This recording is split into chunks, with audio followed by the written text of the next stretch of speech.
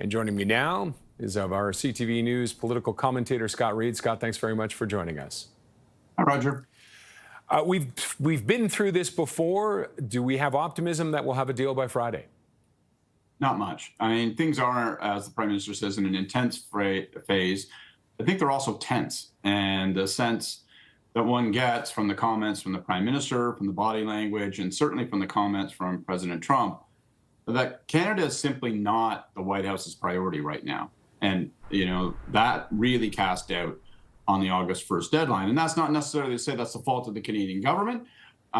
It looks like Trump is focused on his deal with the EU, deals with Asian countries, all of which, from his perspective, gives him leverage around the world and makes it even less imperative from his perspective, from Trump's perspective, that he needs to necessarily negotiate with Canada.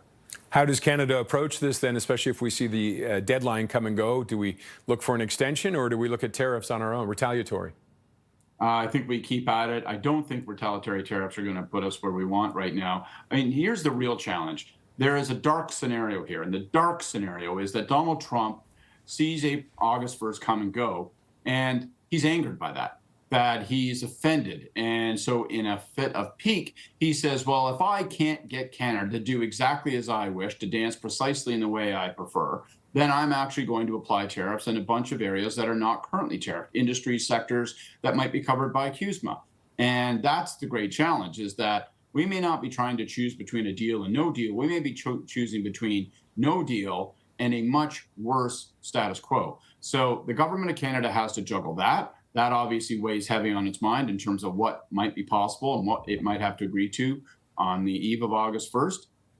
But look, if the White House is willing to kick past the August 1st deadline and say that as long as we're in talks, they're not going to impose retaliatory tariffs, they're not going to impose new tariffs, then we'll keep talking. Now, is there any hope? We had Macron saying that it was a dark day for Europe, this deal with the European Union and the U.S. Could that put Trump in a better mood for Canada, or no? Is he just approaching everybody the same way? I think he's delighted to hear that. I think that he thinks that is a confession that he won, and that in the great arm wrestle between himself and the EU, he slammed them to the table. And that's precisely what Trump wants the American populace to hear.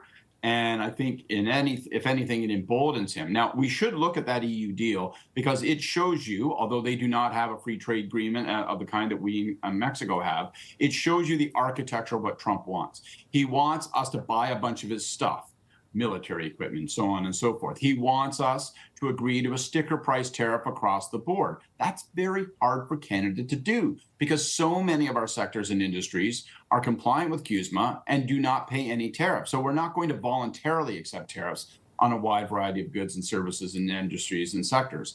That may be the architecture that Trump has set on and that he may want to try to impose on Canada. And if that's the case, we may have to look down the barrel of a no-deal scenario because I don't know how that's... At some point, the Canadian government will say, well, heck, just impose it on us because we can't agree to something that injurious. Okay. Scott, thanks as always for your insight. Appreciate it.